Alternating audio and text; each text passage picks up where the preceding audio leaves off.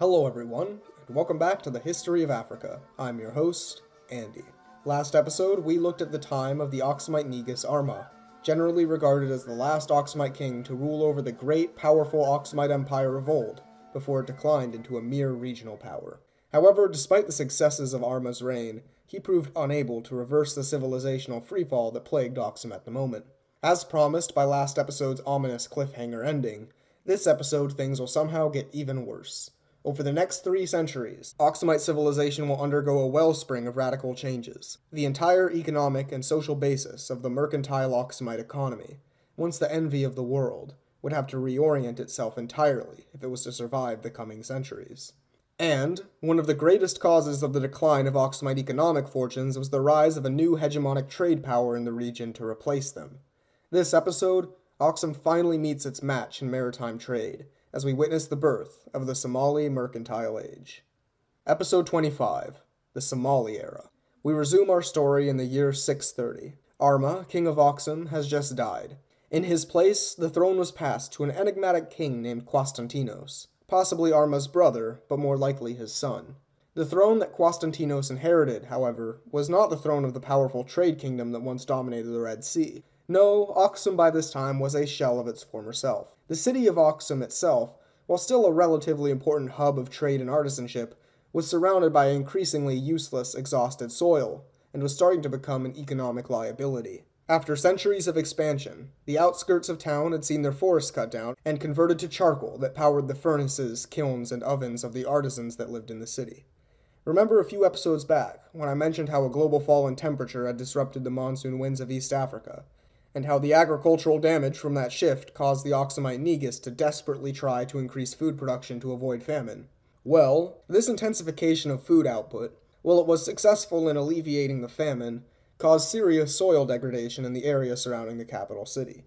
This collapse in soil health combined with deforestation to form a nasty combo and created a crisis of erosion, and soon the outskirts of Oxum had become agricultural wastelands, incapable of producing any valuable crops. Throughout the early and mid-600s, the city gradually declined in importance with each passing year.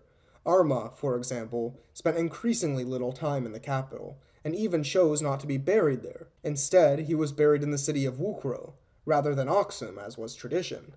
Now, the reign of Constantinos is among the most obscure eras in Oxumite history, but what little we know about it says that it's also one of the most important. His reign is a horizon in Oxumite civilization, and, as he first came to the throne, we enter a new period in Oxumite history, what I call the Oxumite Late Period. While we've been talking a lot about the end of Oxum as a great power throughout the last episodes, the end of the reign of Arma not only represented the end of Oxum as a regional power, but also as the wealthy mercantile economy we've come to know.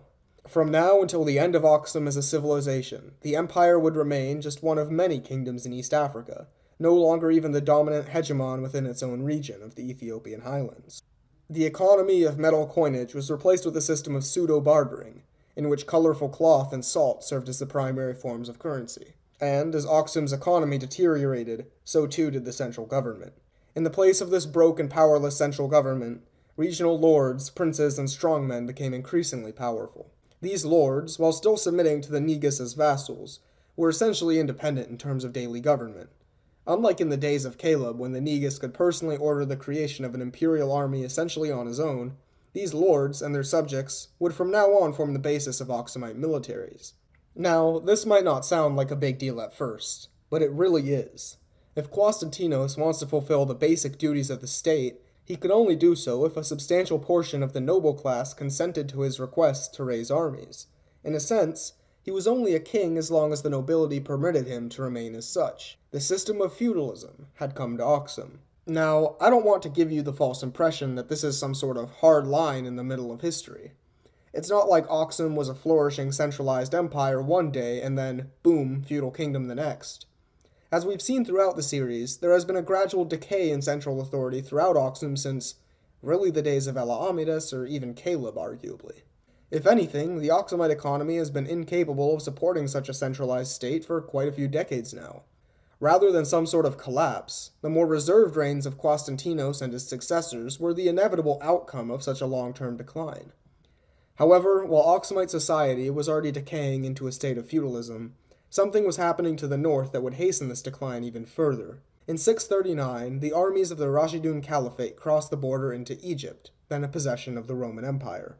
Under the command of Emir ibn al-As, a recent Muslim convert who, yes, was the same guy who had come to Aksum to demand that they surrender Muslim refugees last episode, the Arab army annihilated the Roman garrisons defending the province.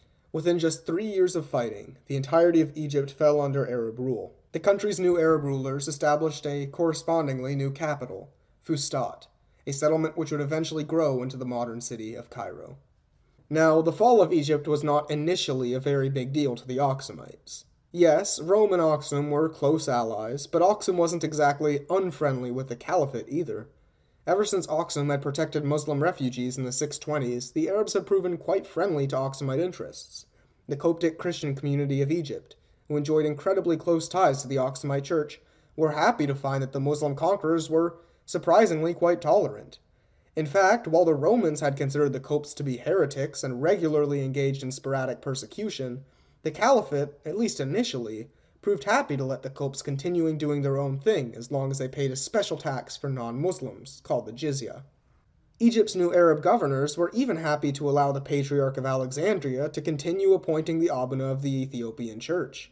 However, while the Arab conquest of Egypt didn't change things much at first, it would have immense effects on Aksum in the long term. While the relationship between the Caliphate and Aksum was initially positive, these relations gradually soured over time. Specifically, the institution of that jizya tax I mentioned earlier started to cause some problems for Aksum's merchant class. The new Muslim authorities in Egypt were happy to allow Aksumite merchants to continue trading in Muslim-controlled cities. That is, if they paid the jizya tax like any other non-Muslims. It's worth noting that the jizya was justified by claiming that it was not an exploitative tax, but was rather a fair trade between Muslim elites and their Christian subjects. In exchange for having to pay the jizya, Muslim authorities would exempt non-Muslims from conscription for the army, and they were exempt from having to pay the zakah, basically a mandatory charity payment made by Muslims. So it really wasn't all that sour of a deal if you really think about it.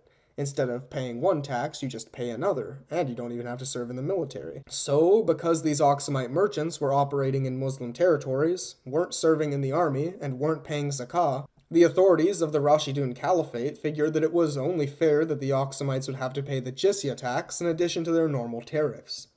This, however, did not fly well with the Aksumite merchants.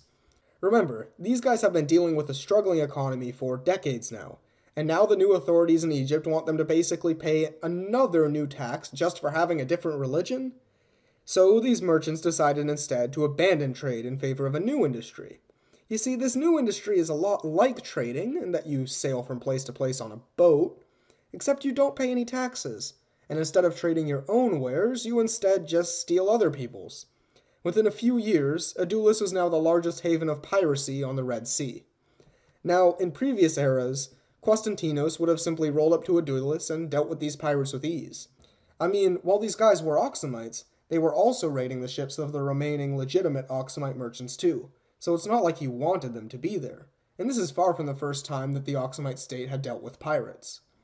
However, this was not a previous era, and while Constantinos could still probably convince some nobles to help him deal with the problem, he had bigger things to worry about than some pirates. So, for several years, the pirates of Adulis rampaged unabated throughout the Red Sea, raiding Aksumite and Muslim ships alike. This, however, caught the attention of Umar, the current caliph of the Rashidun Caliphate. In 640, he sent a naval expedition to Adulis to crush the pirates, and they excelled at their job, sacking and burning the entire city in the process. Now, while pirates had not been worth Constantinos' time, the naval invasion of one of Aksum's most important cities definitely was. But while Constantinos was eventually able to round up a large enough army to send to Adulis and repel the invading Muslim forces, it was too late. Most of Aksum's most significant port had already been destroyed. With this raid, Aksumite maritime power was crippled for decades. For the next 60 years, Aksumite merchants were not able to raise a substantial fleet of ships, and by the time that the Aksumite merchants recovered, it would be too late for them, as a new power had already risen during this time that would eventually surpass Aksum as the naval hegemon of the Red Sea. Somalia and its people have come up a few times throughout this season. I gave a brief rundown of Somalia's geography during the season's introductory episode, and I'm pretty sure I mentioned that Caleb contracted a small group of Somali mercenaries during his invasion of Himyar. However, given how important the Somalis will become in the story of Late Oxum, I think it's finally time I explain what's been going on there this whole time. Now, much like with Ethiopia, I think I should first start by making it clear that when I'm talking about Somalis, I'm not necessarily just talking about the modern Republic of Somalia. While the area composing modern Somalia is where most Somalis live today, historically, Somali-speaking peoples have lived throughout much of the eastern Horn of Africa, including parts of modern Ethiopia and Djibouti. Now, at the time we're discussing, the Somali people were not united into any one overarching kingdom, but rather lived in a series of city-states and petty kingdoms.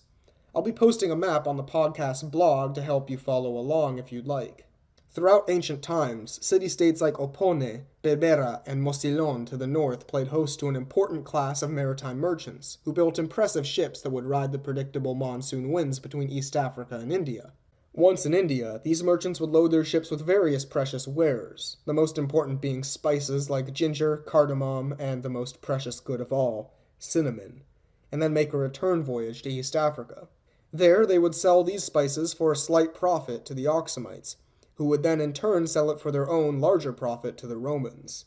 To the south, the city-states of the coastal Shabelle River basin, like Sarapayon, Essina, and Nikon, trafficked in the exotic goods of the southern African coast, including exotic animals, tortoiseshells, ivory, and cloves, which they shipped north to, you guessed it, the Oxumites, who would also resell these goods for a profit.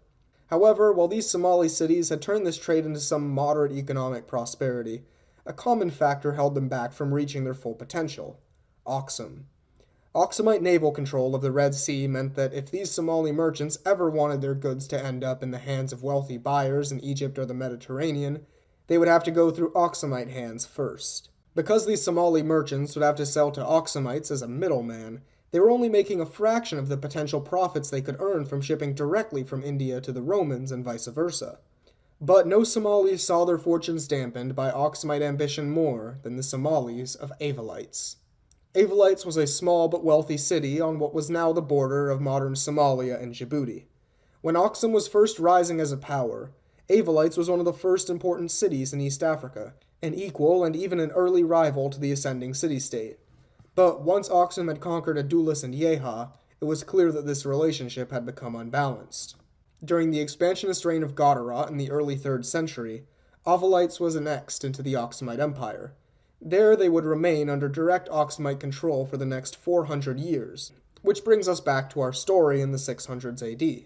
Now, Somalia today is an overwhelmingly Muslim country, with about 99.9% of Somalis practicing some sect of Islam.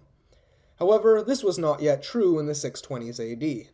The major religions of their neighbors, like Christianity, Zoroastrianism, and Judaism, never caught on among the Somalis besides a few fringe conversions.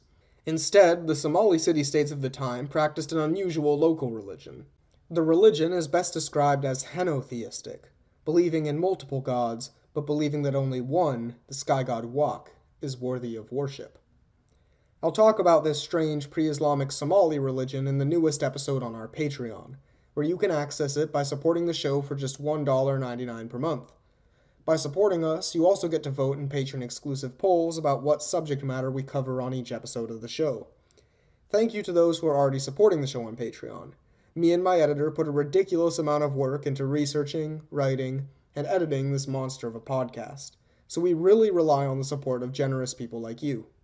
So, thanks.